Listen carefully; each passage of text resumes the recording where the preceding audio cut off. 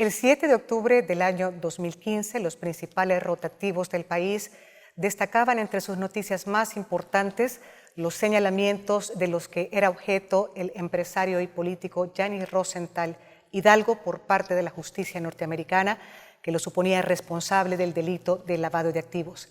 Tiempo después, ese y otros delitos fueron desvirtuados, como consta en la sentencia de la Corte del Distrito Sur de Manhattan del mes de diciembre del año 2017, de forma tal que Gianni Rosenthal Hidalgo es sentenciado por haber participado en transacciones monetarias con bienes de procedencia ilegítima y fue condenado a cumplir una pena de 3 años de cárcel que se cumplió el pasado 7 de agosto, fecha en la que Gianni Rosenthal retorna al país y es recibido por su familia en la ciudad de San Pedro Sula y además por un buen número de sus simpatizantes ante la algarabía de muchos y las interrogantes e inquietudes de otro sector de la población que merece respuestas. Lo cierto es que detrás de todos estos hechos hay una historia que contar. Y hoy, Gianni Rosenthal Hidalgo nos cuesta la versión de los hechos. Muchas gracias, Yadira. Es un placer estar contigo y con el pueblo hondureño este día.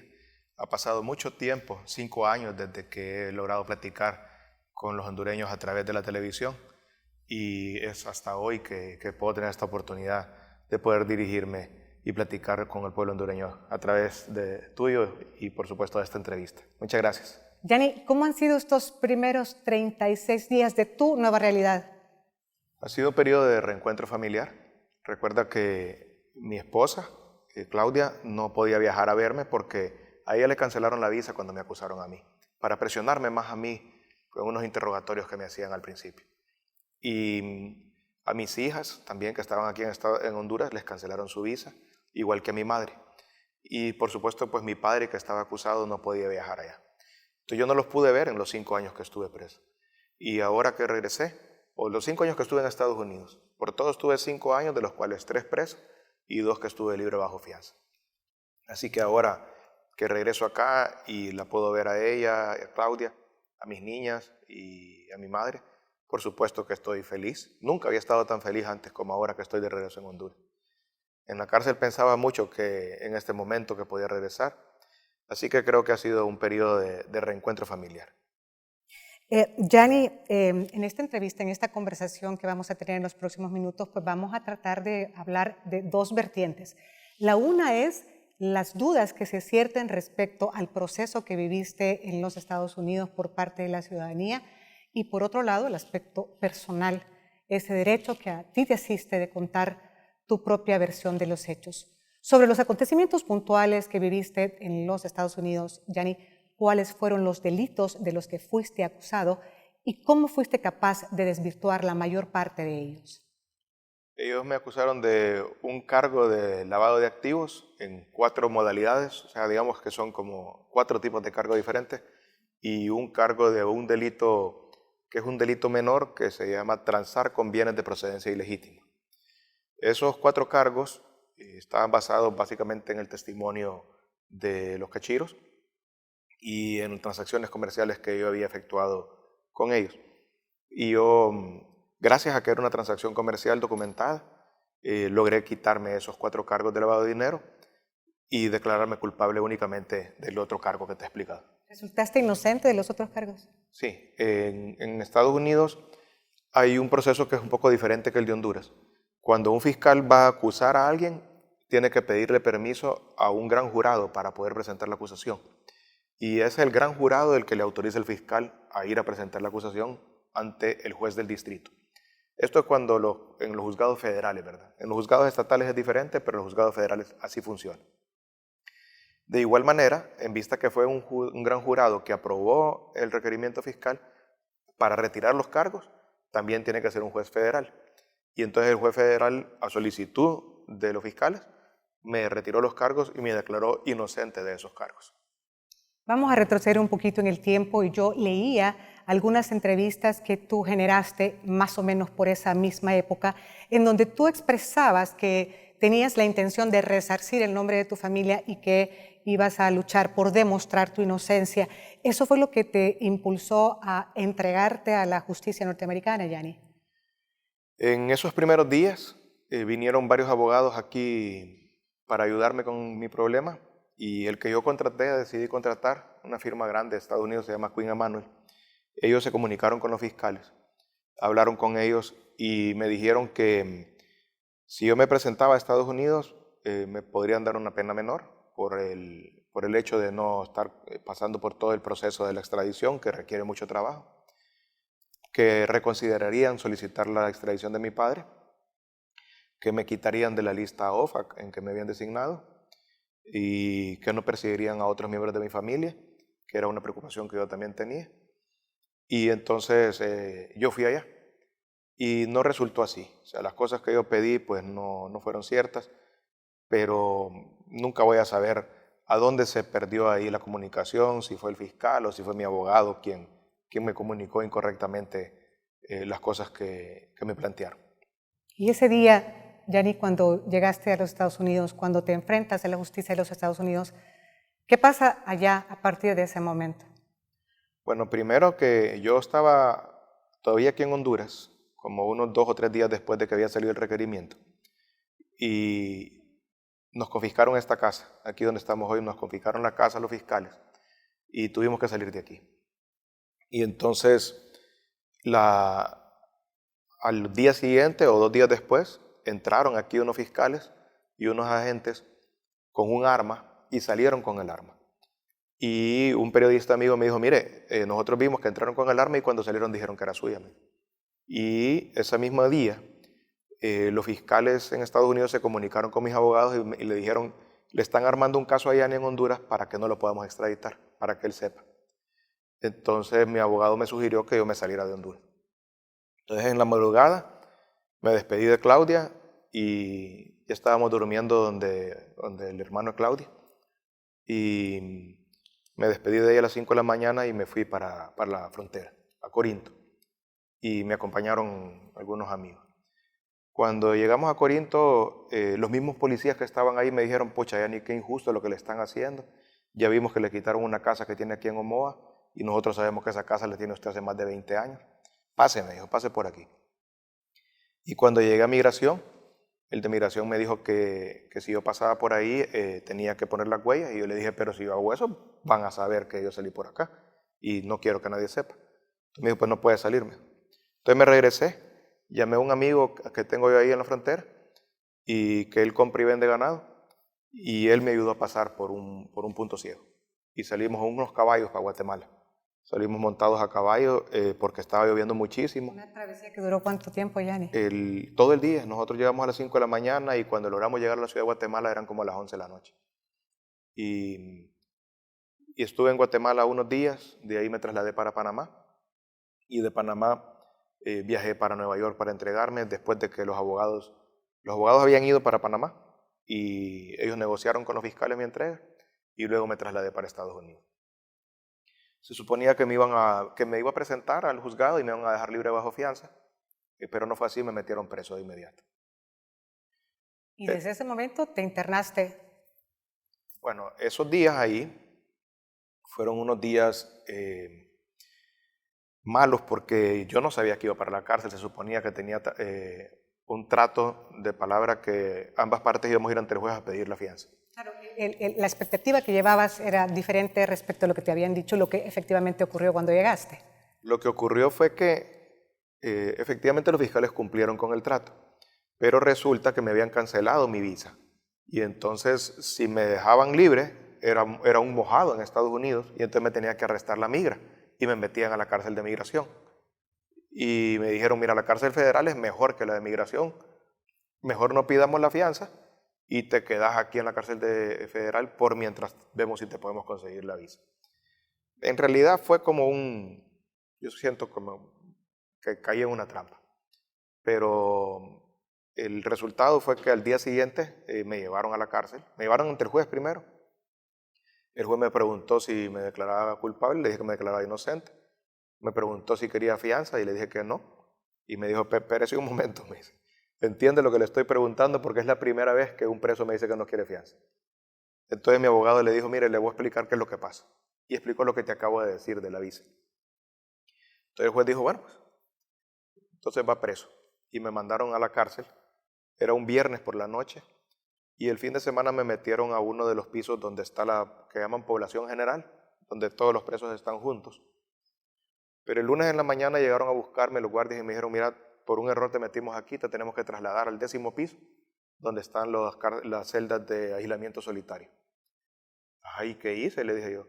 No, no has hecho nada, me dice, por tu propia seguridad, porque aquí en este edificio hay gente que está sapeando, que está testificando contra ti, y tenemos que moverte. Y entonces me llevaron a una celda que la cama era de cemento, y tenía un colchón así, y me metieron ahí. Estuve ahí como unas 3 semanas en esa celda, en aislamiento solitario, incomunicado, no podía hablar con Claudia también. Generalmente en las prisiones federales hay un sistema de cómputo para poder escribir unos emails y es un email limitado, ¿verdad? Donde uno puede tener hasta 30 personas que puede comunicarse. Y hay teléfonos de esos que hay en la pared, de payphone, como teléfono de paga. Y generalmente uno puede comunicarse con su familia a diario, sea por escrito o sea por teléfono. Pero esas 3 semanas ellos me incomunicaron. Y durante ese tiempo ellos me estaban interrogando porque ellos estaban bajo la impresión de que yo tenía un dinero escondido en Suiza. Y me decían, ¿y dónde está el dinero? Y yo no tenía nada en Suiza, pues, y les explicaba y me mantenían ahí, no me dejaban hablar con nadie y me tenían en la celda de castigo y no me dejaban bañarme. Y después de 3 semanas, pues ellos ya vieron que en realidad yo les estaba diciendo la verdad y ya me trasladaron a otra prisión, donde estuve nada más como 1 semana y de ahí mi abogado logró conseguir el permiso de migración y me dejaron libre bajo fianza. Sí, y por ahí corrió un tiempo antes de que nuevamente fuera sometido a juicio, pero en ese momento, Gianni, que tú estabas librando esta batalla por tu libertad y por el resarcimiento de estos hechos que se te imputaban, ¿qué pasaba con tu familia en Honduras? Estaban también viviendo un proceso muy complejo por las autoridades hondureñas. Efectivamente, aquí la Fiscalía incautó en la primera ronda más de 60 bienes a mi familia, incluyendo esta casa, como te he dicho, la casa de mi madre, que también la sacaron a ella y a mi papá de sus casas, y las de mis hermanos, que en realidad mis hermanos no tenían nada que ver en el asunto, no estaban acusados de nada, pero fueron y les quitaron sus casas, se las incautaron, y ahora están esas casas también en un proceso de confiscación. Se las han confiscado a ellos también, igual que la de mi madre, igual que la mía. Y así muchas empresas que yo y mi padre hemos construido, las cerraron. La empacadora Continental, el Banco Continental, otra compañía de alimentos Continental, Diario Tiempo. Todas estas compañías las cerró el gobierno, directa o indirectamente, porque también al confiscarnos el banco, ahí estaban los depósitos de esas empresas.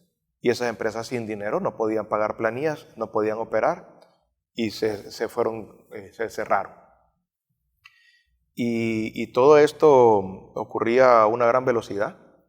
Todas estas confiscaciones y miles de personas perdieron su trabajo, miles y miles de personas aquí en el Valle de Sula que perdieron su trabajo por la forma acelerada en que la Fiscalía confiscó los bienes.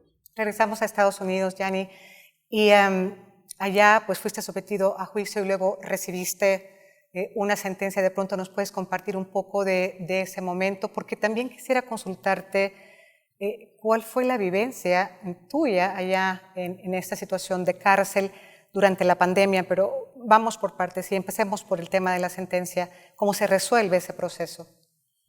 Pues yo estuve libre casi 2 años bajo fianza y ese momento me dio la oportunidad de poderme defender adecuadamente, de presentar pruebas.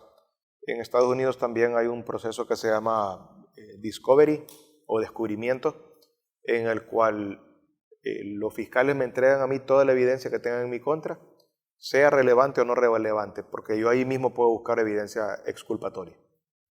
Y yo también le presento a ellos la evidencia que considero que puede rebatir las acusaciones que ellos me hacen. Y efectivamente así fue. Yo estudié los documentos que me habían dado, me dediqué a eso a tiempo completo. Tenía suficiente tiempo claro. para leer. Ya estaba libre, pero pasaba todo el día en la oficina del abogado estudiando los documentos que me dieron y los abogados venían a Honduras a traer documentos aquí también y que yo les decía, miren, hay estos documentos en tal lugar que ustedes pueden ir a buscar y pueden presentarlos de evidencia. y fueron presentándole a los fiscales. Y un mérito que le tengo que dar yo a los fiscales en Estados Unidos y a los jueces en Estados Unidos es que son objetivos y reconocen. Si yo le presenté la evidencia, ellos reconocieron que ese cargo no me lo iban a poder probar en juicio porque yo tenía evidencia y aceptaron retirarme el cargo. Eso para mí fue algo novedoso porque aquí en Honduras yo nunca he visto un fiscal aceptar prácticamente que se equivocó o que tomó una decisión basada en el testimonio de una persona que no le estaba diciendo la verdad. Y entonces ellos aceptaron desistir de los cargos que yo logré demostrar que no había incurrido en esos delitos. ¿Cuántos fueron esos cargos? Esos fueron 4 cargos. Me quedó un cargo menor, que es este que te he dicho antes, se llama transar con bienes de procedencia ilegítima. Y ese cargo, los abogados me explicaron que es muy fácil probarlo en Estados Unidos, porque ellos no tienen que probar que yo sabía que los fondos provenían de una actividad ilícita. Nada más yo tenía que saber que la persona con quien yo estaba lidiando estaba involucrado en actividades ilícitas y eso es suficiente para que te declaren culpable. Es casi imposible salir inocente de ese delito. Y entonces mis abogados me recomendaron que me declarara culpable. Y así lo hice. Cuando me sentenciaron, pasó algo interesante en Estados Unidos. Cuando uno se declara culpable, firma una especie de contrato con los fiscales, donde yo acepto declararme culpable de ese delito, acepto una pena que en mi caso era de 51 a 63 meses, digamos entre 4 y 5 años más o menos. Yo firmé eso. Y ellos firman lo mismo. Ellos aceptan no pedir más y yo no pedir menos. Por supuesto, el juez puede tomar la decisión que él quiere. El juez puede decir, no, estoy muy poquito, le voy a dar 10 años. O, como me ocurrió a mí, yo tuve una gran cantidad de amigos y de gente que me tiene aprecio, que le mandó cartas al juez, incluyendo muchas instituciones de caridad como la Fundación Samperana del Niño, la Fundación de Responsabilidad Social, un montón de fundaciones que hay aquí en San Pedro Sula, en Tegucigalpa y en todo el país que yo les ayudaba.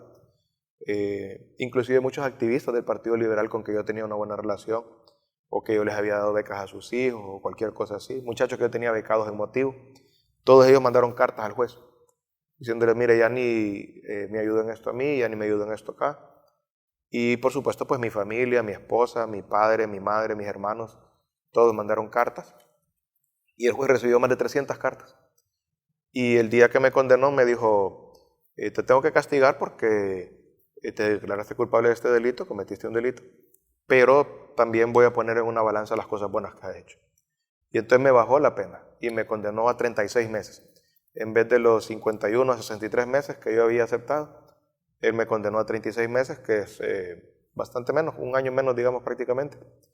Y de esos 36 meses estuve ligado en la prisión.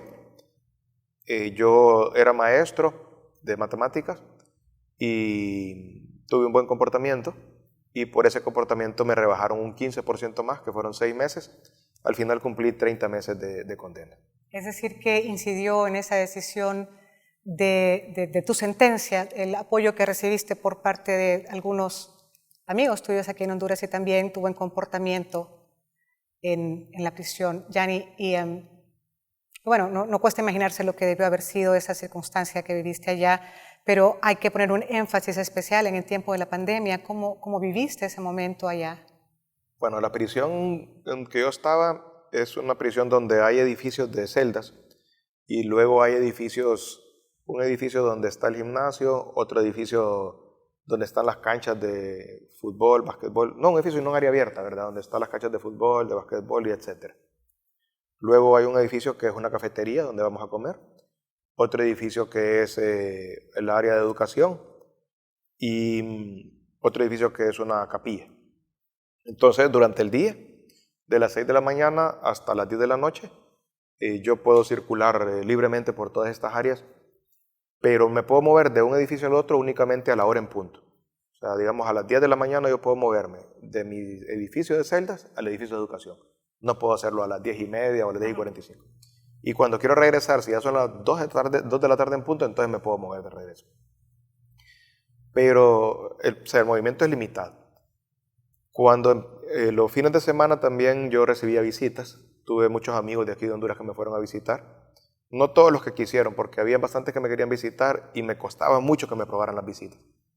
Tenía 2 hijas en Estados Unidos que estaban estudiando allá cuando yo caí preso y ellas se quedaron allá en Estados Unidos conmigo visitándome.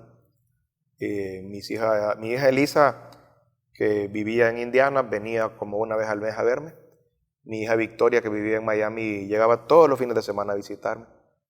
Nunca faltó un fin de semana. Y mi hermano Carlos viajaba un mes sí, un mes no a visitarme, y mi hermana Patti también viajaba a visitarme. Y también mis sobrinos, los hijos de mis hermanos, iban para allá a verme. Algunos amigos, mis tíos. Pero el 14 de marzo suspendieron las visitas por miedo a que los visitantes trajeran el virus a la prisión. Y eso fue difícil para mí porque disfrutaba mucho los fines de semana la visita. En la prisión, cuando uno recibe un visitante, es como que el mundo entra a la prisión. Y a partir del 1 de abril, el director de la prisión, el warden, nos dijo, miren, ahora el virus ya entró a la prisión, ya tenemos guardias enfermos y tenemos presos enfermos. Entonces los vamos a tener que encerrar en sus celdas. Y nos metieron a las celdas el 1 de abril y nos encerraron 24 horas. ¿Cómo es una celda, Jenny? Una celda mide más o menos 3 metros por 2 metros de ancho. 3 metros de largo, digamos del tamaño de esta alfombra más o menos donde estamos sentados. ¿Es ahí donde estuviste? Ahí estuve, ahí hay 2 camas, hay un servicio sanitario, hay un lavamanos, hay 2 lockers que miden, digamos, unos 3 pies de alto, 2 pies de ancho, 2 pies de fondo, y una pequeña mesita, tal vez como el doble de esa que tienes ahí, para comer. Y ahí me dejaban salir los lunes, miércoles y viernes 15 minutos para bañarme. Los martes y los jueves 15 minutos para... Llamaba a Claudia los martes y a mi mamá los jueves. Y antes de eso yo y Claudia teníamos un horario que yo la llamaba todas las tardes a las 8 de la noche y que aquí en San Pedro son las 6 de la tarde, ¿verdad? Y ella ya sabía que yo... Pero durante la pandemia me sacaban, hay veces en la mañana, hay veces a mediodía, hay veces en la tarde. Ya no tenía un horario para poderla llamar. Fue más complicado para ella, que tenía que estar pendiente de todo el día, a ver a qué hora la podía llamar, y nada más una vez a la semana. Los sábados y los domingos no me dejaban salir. Entonces aprendí a bañarme en el lavamanos, de la cintura para arriba, y en el inodoro de la cintura para abajo. Y así medio me daba un baño los martes, jueves, sábados y domingos. Y los otros 3 días eran los días que me daba un buen baño en una ducha. Y estuve encerrado, tenía un compañero de celda cubano que estaba preso, primero estuvo preso 17 años y ahora estaba en la segunda vuelta, había vuelto a caer preso, ya llevaba como 6 de 10 años. Era reincidente el amigo. Sí, ahí 23 años preso, pobrecito. Ya un hombre de 66 años, pero fue un buen compañero, no estaba loco, que hay gente que se pone loca ahí. He llegado a una conclusión que como en Estados Unidos no hay ya manicomio, meten a los locos ahí a las prisiones, porque hay mucha gente, mucho loco. Y entonces esos 4 meses, abril, mayo, junio, julio, sí fueron meses bien duros porque perdí la comunicación, el sistema que te conté que teníamos de email, que yo podía escribirle aquí a varios amigos, ya no pude más,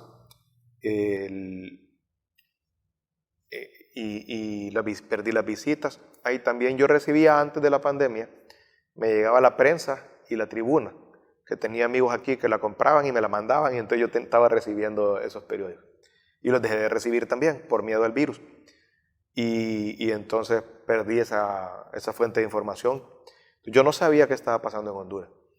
Yo ni sabía que aquí la gente me estaba esperando para recibirme en el aeropuerto. Para mí fue una gran sorpresa en el aeropuerto. Yanni, volvamos un poquito al proceso. ¿Tu situación legal en los Estados Unidos está totalmente resuelta?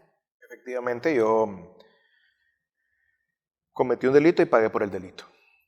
Y yo me declaré culpable y tuve que ir preso esos 3 años. Los otros cargos que me habían imputado, el juez me declaró inocente. Y ya no me podrían acusar por los mismos hechos porque sería un doble juzgamiento. Y considero que como Honduras es signatario de algunos tratados que le impiden que también me pueda acusar por los mismos hechos, ya no tengo el riesgo de que me puedan volver a imputar cargos. ¿Te sientes perseguido por el gobierno de Honduras? Yo no sé si el gobierno o la fiscalía, ¿verdad? Pero sí, lo que ocurrió con los bienes fue injusto porque tiene que haber un principio de proporcionalidad entre la magnitud del delito y la magnitud de la pena. Eso cualquier abogado lo entiende, creo que inclusive los periodistas que les enseñan de derecho saben que al tamaño de del delito, el tamaño de la pena. Es decir, por robarse un reloj no van a meter a una persona 100 años preso, ¿verdad? Y por supuesto por un asesinato si hay una pena grande. Entonces, yo me declaré culpable por un monto de $250,000. En Honduras el delito no existe, pero si por analogía me aplicaran la pena del delito de lavado de activos, esa pena debería ser el doble del monto que yo me declaré culpable, o sea, $500,000. Pero a mí ya me había puesto una pena en Estados Unidos, o sea, allá me pusieron una multa y me pusieron una privación de dominio. Entonces yo no entiendo por qué me ponen otra pena aquí en Honduras, por qué me quitan cosas aquí en Honduras si yo ya cumplí con mi delito y mi pena allá en Estados Unidos, y además por qué los bienes que me han incautado son muchísimas veces más que el monto que me declaré culpable y no hay proporción entre ese delito y esa pena. ¿Habrá acciones por parte de la familia Rosenthal para el Estado de Honduras? Bueno, nosotros perdimos el juicio de privación, ¿verdad? A pesar de que acreditamos que los bienes eran de procedencia legítima, que algunos de los bienes son bienes muy antiguos, el juez en Estados Unidos estableció que el periodo que yo efectué las transacciones con el Cachiro fueron desde el 2008 al 2013, o sea, 5 años. Por supuesto, pues los bienes que yo adquirí antes del 2008 tendrían que ser legales porque yo no tenía ninguna relación con esa gente antes. Y sin embargo, le quitaron la casa a mi mamá, que es una casa que data de 1969, 1970. Me quitaron esta casa a mí, que es una casa que data de 1993. Y, o sea, muchísimos años antes de cuando ocurrieron los hechos por los cuales yo me declaré culpable. Gianni, el tema de estos temas que estamos hablando, el tema de los bienes de origen ilícito, del lavado de activos, son temas hipersensibles para la sociedad. Y tengo que preguntarte en una forma obligada, ¿cómo podemos explicarnos o cómo le explicas tú a la sociedad cómo pudiste vincularte con estos grupos? ¿Sabías que estaban con bienes de origen ilícito? Bueno, lo que ocurrió es que el Cachiro primero fue cliente antes de ser narco. O sea, él es cliente de empacadora desde los 90, principios de los 90. Y se convierte en narco de acuerdo a lo que él mismo dice en el 2003. Y yo regreso del gobierno, porque yo vivía en Tegucigalpa, estaba en el gobierno de Mel Zelaya, y regresé aquí a San Pedro Sula en el 2008. Y es en ese momento que yo me entero que tengo un cliente que ha sido cliente 15 años y que se convirtió en narco. Y ahí lo tenía que haber cortado. Esa es la verdad de los hechos. Yo lo debí haber cortado y ignoré eso. Y permití que él siguiera vendiendo ganado ahí en la empacadora 5 años más. Y hasta que en el 2013 a él lo acusaron en Estados Unidos. Bueno, en ese primero lo designaron en la OFAC, antes de que lo acusaran. Y cuando lo designaron en la OFAC, yo me enteré pues, y inmediatamente lo corté como cliente. ¿Y es posible, Gianni, cortar esas relaciones? Sí, lo corté. Yo en ese momento lo corté a él. Por supuesto que ellos son personas peligrosas, pero yo lo hice. Vale la pena hacer un paréntesis aquí para explicar un poco la diferencia entre la OFAC y la Fiscalía en Estados Unidos. Porque la OFAC lo que impone son sanciones administrativas y la Fiscalía lo que hace es acusar por delitos. Equivale como a que si a ti tú evades impuestos, la SAR te va a imponer una sanción administrativa que es el monto del impuesto más la multa más los recargos y te puede suspender tu RTN. Y por otro lado, si ellos refieren el caso a la fiscalía te puede acusar criminalmente. Pero son dos entes diferentes con atribuciones diferentes. Ocurre lo mismo con la OFAC y con la fiscalía. Y a mí me designaron en la OFAC y además me metieron en la acusación criminal.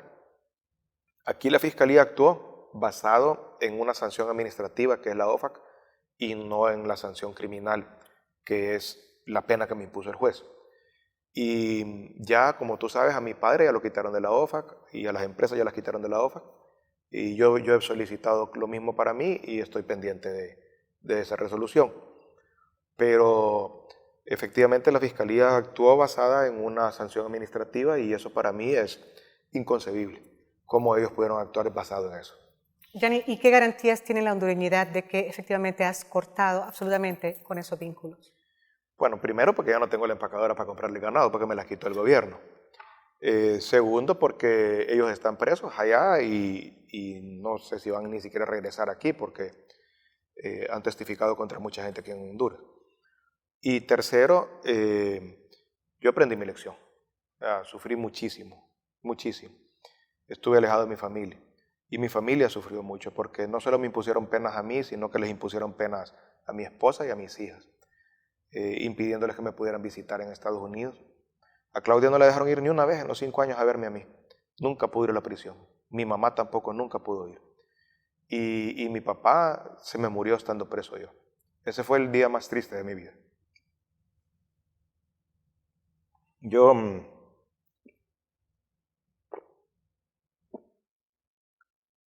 ni me gusta hablar de eso porque me cuesta mucho. Porque yo tenía una gran relación con mi papá. Era mi mejor amigo y yo también era su buen amigo. Nos podíamos sentar a platicar horas, horas. Y nos gustaba lo mismo, los negocios, la política. Y cuando él se murió, pues que no pude ni enterrarlo, me hizo sufrir mucho. Fue hasta ahora que regresé, que lo pudiera ver y despedirme de él y pedirle consejos también de qué debo de hacer. Sí lograste despedirte de tu padre entonces. Sí, me costó también porque el cementerio aquí está cerrado, no dejan entrar gente y únicamente puede entrar la gente que va a enterrar, pero ir a visitar está suspendido por el virus. Pero mi hermano Carlos no sé cómo hizo y nos permitieron ir porque, por la situación especial que yo no me había podido despedir de él.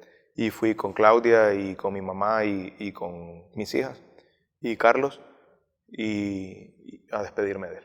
¿Cuál fue la última comunicación que tuviste con tu padre? Bueno, interesantemente el lunes, antes de que él se murió un viernes, y el lunes que hablé con él me dijo, fíjate que yo me he estado sintiendo débil, me dice, pero ya me siento bien, me dice. Y yo creía que no iba a aguantar a que vos regresaras. Y le dije, ¿por qué me decís eso, papá? Le digo, si no tenés nada, pues te han estado llevando al doctor y estás sano. Le digo. Porque él era sobreviviente del cáncer, pero no fue del cáncer que murió, sino que de un infarto. Y ese viernes él se sintió mal y lo llevaron al hospital y le dio un infarto bien fuerte. Y lo metieron al UCI. Y cuando me avisaron, yo llamé a Claudia y Claudia me lo puso al teléfono. Y yo le dije, pues, bueno, Claudia me dijo, hablale, no sé si te va a escuchar porque lo tienen en coma, me dijo. Pero vos hablale. Y entonces yo le dije adiós, ahí como pude y... Gianni, eso nos introduce también al plano personal.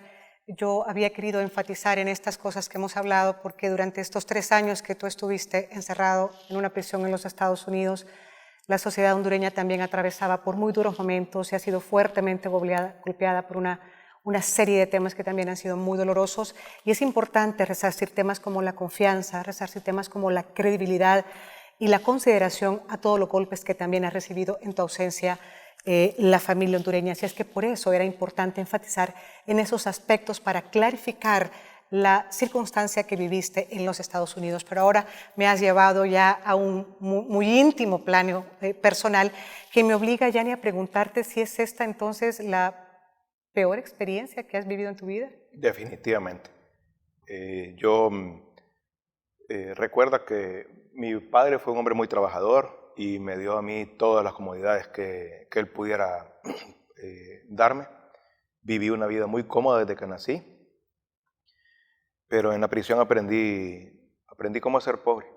Aprendí a pasar frío, a pasar hambre, a pasar soledad. Yo le he contado a algunos amigos lo que pasaba cuando me enfermaba. En el hospital, ahí tienen una clínica en la prisión. Y yo iba ahí, digamos, yo tuve un problema con un codo que me dolía mucho. Fui el lunes, no me atendieron. Fui el martes, no me atendieron. Fui el miércoles, no me atendieron. Fui el jueves, no me atendieron. Y estaba sentado como en un murito ahí, desde la mañana hasta la tarde, hasta que cerraban. Al quinto día, y bueno, los otros presos me decían, tenés que ir, porque si no, no te van a atender. Y ahí estate hasta que te atiendan, hasta que ya no te aguanten. Porque ya los otros presos que tenían experiencia ya sabían cómo era. Al quinto día me atendió una enfermera y me dijo, mire, me dice, aquí nosotros no tenemos medicina para eso que usted tiene. Pero aquí hay una tienda ahí enfrente, me dice, y ahí puede comprar una aspirina, me dice, una Tylenol para que le duela menos. Es lo que podemos hacer. Eso es lo que exactamente pasa aquí en Honduras cuando la gente va al hospital, escuelas, al Catarino Rivas o al Seguro Social.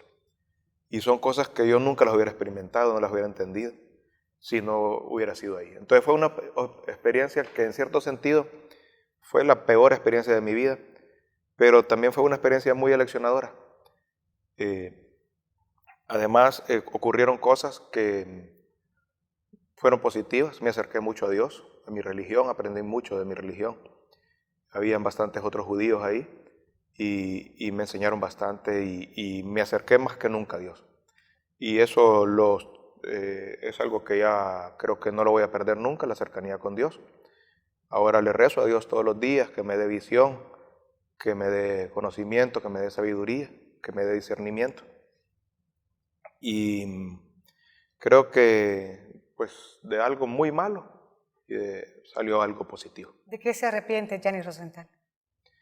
Bueno, cometí un error, pagué por mi error, me arrepiento de haberlo cometido y nunca más quiero volver a cometer un error de ese tipo. Pero es creo la primera cosa de la que me arrepiento de haber hecho en mi vida. ¿Hay cuentas pendientes con la justicia en la vida de Gianni Rosenthal? No, no, por supuesto sí tengo el juicio de privación de dominio, donde el gobierno me quiere quitar todo lo que yo tengo, absolutamente todo. Y voy a seguir adelante con ese juicio y pelear. Tengo otros juicios también pendientes con el mismo gobierno, pero en cuanto a que yo tenga acusaciones criminales, no las tengo. Bueno, pero a juzgar por tus movimientos en algunas redes sociales y las noticias que ha trascendido tuyas tras el retorno al país, infiero que estás también dispuesto a enfrentarte a un juicio un poquito más delicado, el juicio del escrutinio popular. ¿Estás considerando reinsertarte en la política a través de una candidatura? Bueno, ya dirá, lo que ocurrió, como te conté, yo estuve 4 meses encerrado al final de las condenas y yo no sabía lo que estaba pasando aquí y que la gente estaba organizándose para ir a recibirme y que hablaban de una candidatura mía.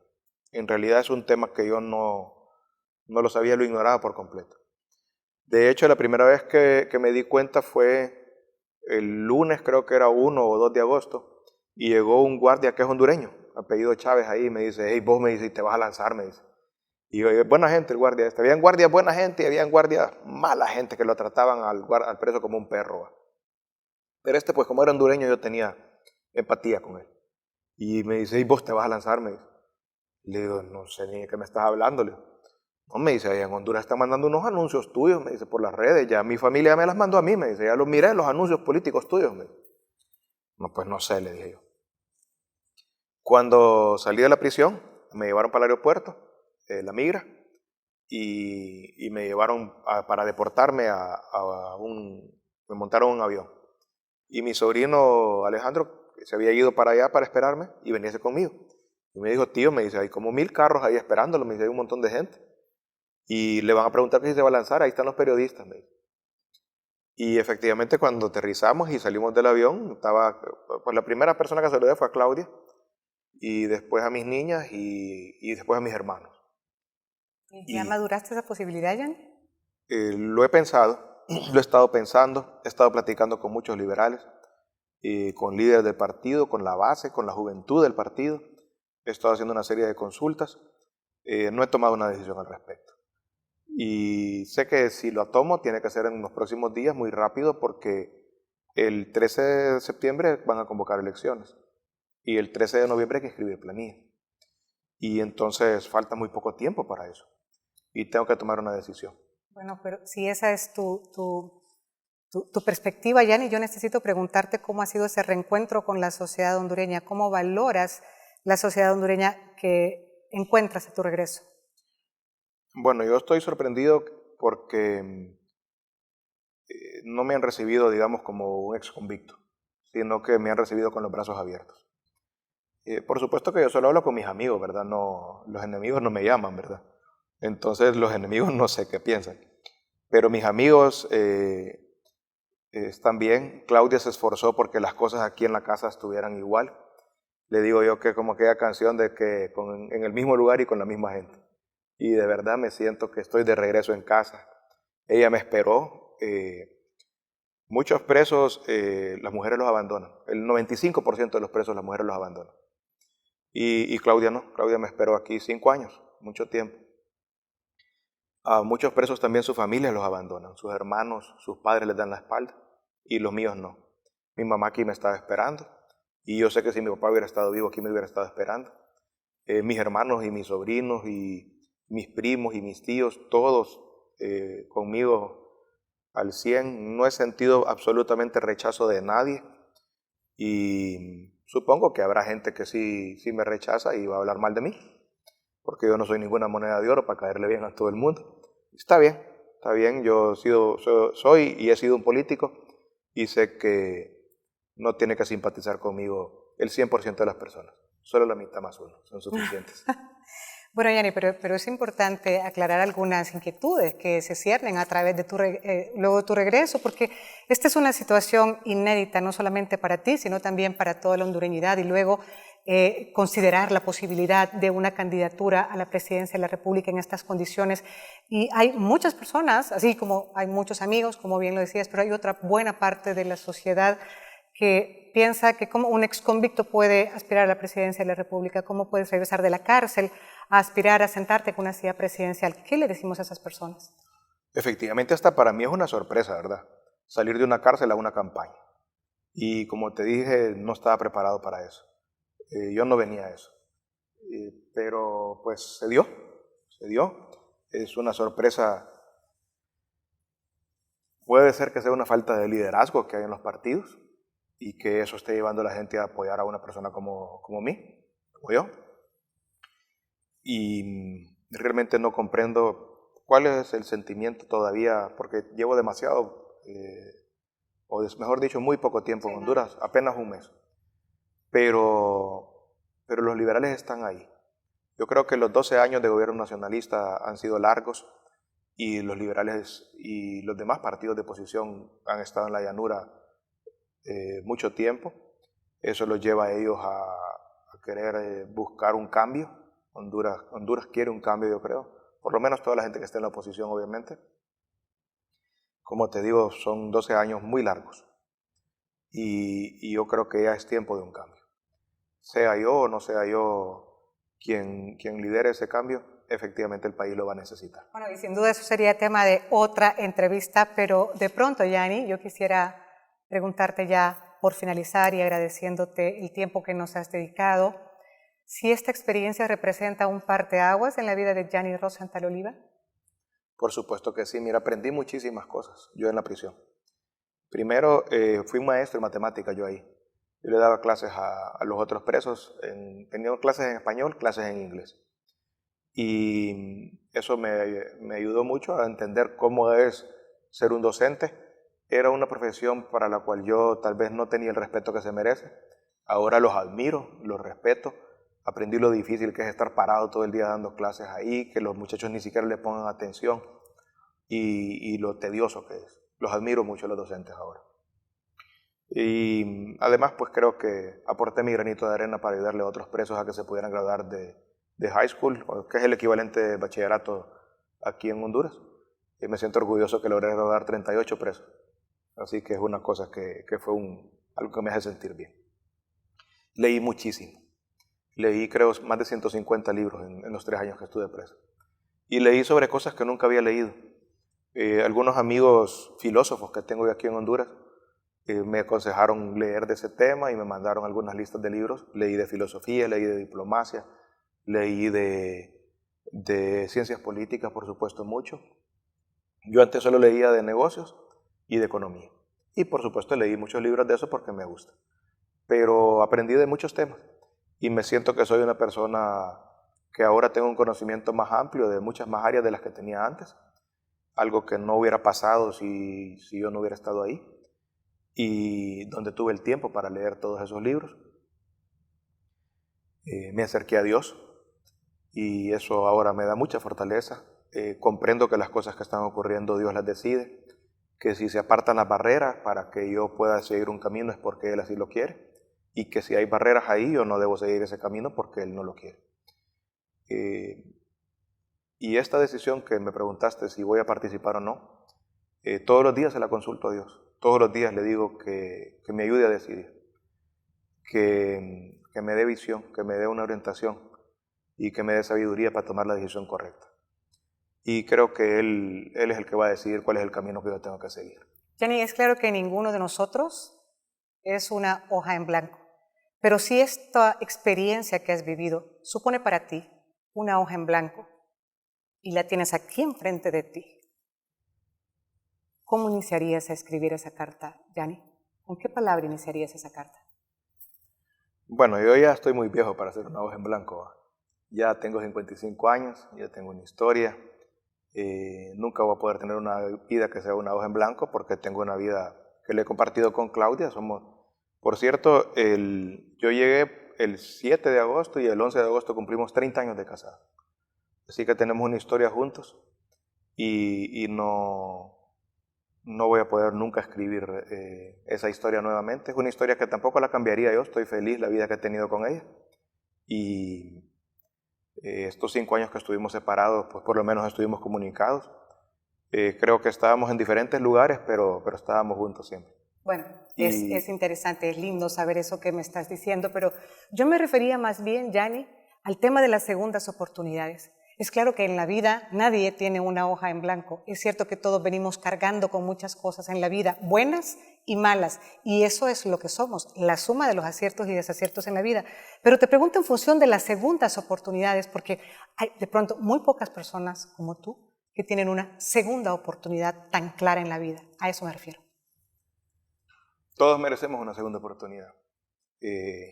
Yo mismo ahora le voy a dar una segunda oportunidad a todas las personas, porque yo no soy juez para estar juzgando a nadie y creo que aunque las personas hayan cometido un error, se merecen esa segunda oportunidad. Eso es algo que me alegra muchísimo de este país, porque en Estados Unidos no le dan una segunda oportunidad a nadie. Esa es una sociedad que es muy dura con las personas que cometen errores. Y el que cometió un error se fregó para siempre. Y nuestra sociedad es diferente.